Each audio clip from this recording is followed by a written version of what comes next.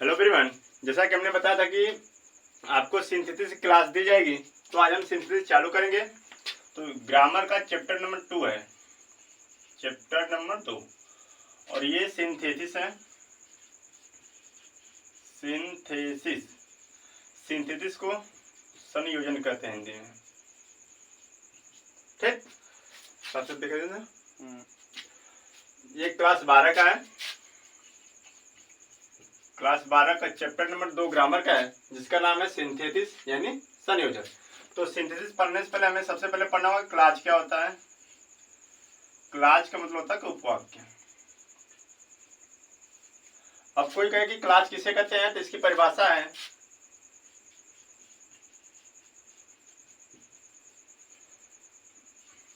ऐसा वाक्य जिसमें केवल एक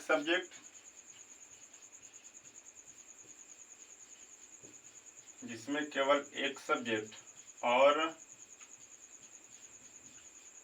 एक वर्ब हो, क्लाज कहलाता है।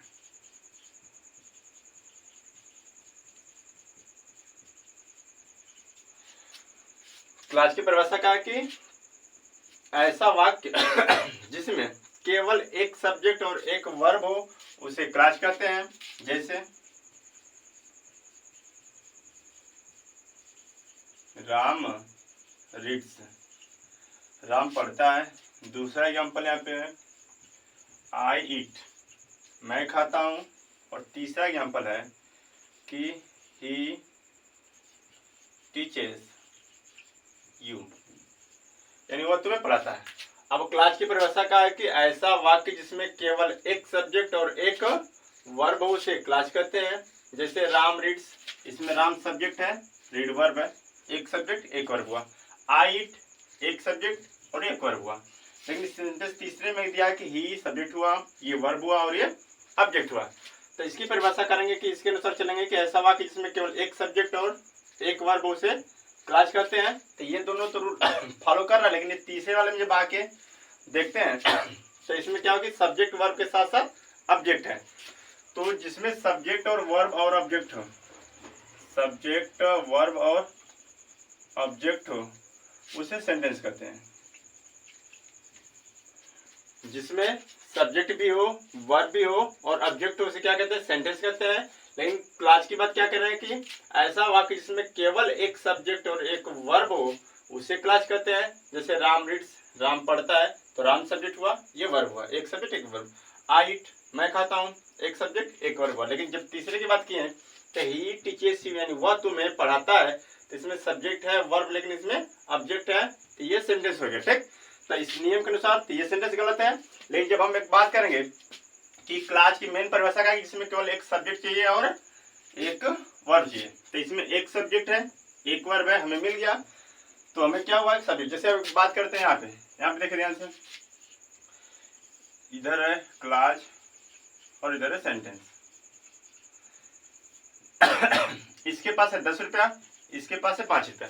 अगर ये कहे कि हमें 10 रुपया में से 5 रुपया दीजिए, तो ये आराम से 10 में से 5 रुपया दे सकता है, यानी क्लास हम क्या कर सकते हैं, सेंटेंस से निकाल सकते हैं। लेकिन इसके पास सिर्फ 5 रुपया, ये कहेगा हमें 10 रुपया दो, तो ये कहाँ से 10 रुपया देगा, इसमें 5 रुपया कमी आएगी, तो ये नहीं दे सकता। तो रीजन वही है कि क्लास में कैसे पहचानेंगे, ऐसा हुआ कि इसमें केवल एक सब्जेक्ट और एक वर्ब उसे क्लास कहते हैं। जैसे ये सेंटेंस देखेंगे तो क्लास मिला, इसमें क्लास नहीं है। लेकिन फिर भी अगर इसके अनुसार चलेंगे जिसमें 10 रुपया हो, अगर उसमें से 5 रुपया चाहिए तो कोई भी दे सकता है। तो यहाँ पे ये सेंटेंस के अगर कंपेयर करें तो मान लीजिए कि 10 रुपया है, इसमें से 5 रुपया चाहिए हमें, जिसे इतना चाहिए हमें। ठीक,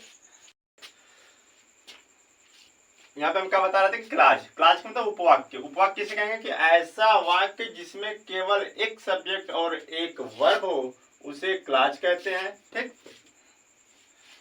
अब जैसे राम रीड्स, राम पढ़ता है, एक सब्जेक्ट एक वर्ब, क्लास हो गया।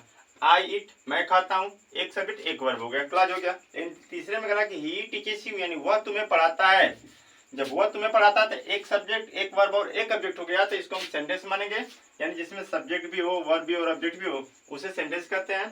ठीक, और यहाँ पे हम बता रहे थे यहाँ पे कि हमें क्लाज और सेंटेंस में अंतर का है कि अगर मान लीजिए सेंटेंस के पास है 10 रुपया, क्लास को चाहिए 5 रुपया, तो ये आराम से 5 रुपया दे सकता है। लेकिन अगर क्लास के पास सिर्फ 5 रुपया है, उसको चाहिए 10 रुपया, तो ये कहाँ से लाएगा? ठीक, तो इसमें थोड़ा सा डिफरेंस सही नहीं होगा। तो उसी तरह क्लास और सेंटेंस में अंतर निकालेंगे कि सेंटेंस को हम क्लास कह सकते हैं क्योंकि उसमें से हम 5 रुपया ले सकते हैं, लेकिन क्लास में 5 ही रुपया है, उसको हम 10 रुपया कहाँ से देंगे? यानी क्लास को सेंटेंस नहीं कहेंगे। ठीक, अब परिभाषा में वैसे भी दिया था कि एक सब्जेक्ट एक वर्ब हो, उसे क्लास कहेंगे, लेकिन सेंटेंस में है कि सब्जेक्ट भी हो, वर्ब भी हो, ऑब्जेक्ट भी हो, उसे सेंटेंस कहते हैं। तो दुनिया के किसी भी सेंटेंस को हम क्लास कह सकते हैं। क्यों? क्योंकि 10 में से 5 ले सकते हैं, लेकिन 5 से 10 नहीं लेंगे। तो नोट में लिखेंगे इसके अनुसार, अगर इसके अनुसार चलेंगे तो ये सेंटेंस गलत है, लेकिन जब नोट की बात आएगी कि किसी भी सेंटेंस को क्लास कह सकते हैं, लेकिन किसी भी क्लास को सेंटेंस नहीं कहेंगे। अब क्यों? क्योंकि हमें क्लास में क्या चाहिए कि सब्जेक्ट चाहिए, वर्ब चाहिए, तो सेंटेंस से हम तो निकाल सकते हैं, लेकिन इसमें सब्जेक्ट है और वर्ब है, तो इसको हम ऑब्जेक्ट कहाँ देंगे? तो जिसमें केवल एक सब्जेक्ट एक वर्ब हो उसे क्लास कहेंगे। तो ये पूरा सेंटेंस है, इस सेंटेंस को हम क्लास कह सकते हैं, लेकिन किसी भी क्लास को सेंटेंस नहीं कहेंगे। तो यहाँ पर नोट लिख सकते हैं, नोट में दुनिया के किसी भी सेंटेंस को, दुनिया के किसी भी सेंटेंस को क्लास कह सकते हैं।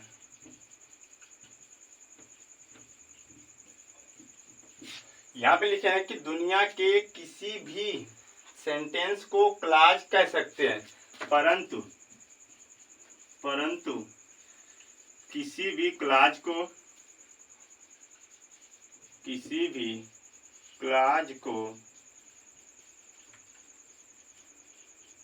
सेंटेंस नहीं कहेंगे। अब नोट में लिखा हमने कि दुनिया के किसी भी सेंटेंस को क्लास कह सकते हैं। अब क्यों? क्योंकि सेंटेंस में हमें सब्जेक्ट भी मिलता है, वर्ब भी मिलता है, ऑब्जेक्ट भी मिलता है, तो हमें चाहिए खाली सब्जेक्ट और वर्ब। तो क्लास में वही चीज दिया है कि इसमें एक सब्जेक्ट और एक वर्ब, उसे क्लास कहते हैं।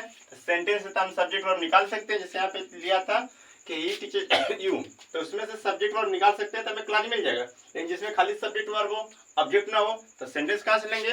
तो वही रीजन बताया कि दुनिया के किसी भी सेंटेंस को क्लास कह सकते हैं, परंतु किसी भी क्लास को सेंटेंस नहीं कहेंगे। ठीक, तो आज के लिए बस इतना ही, फिर मिलते हैं नेक्स्ट वीडियो में, तब तक के लिए धन्यवाद।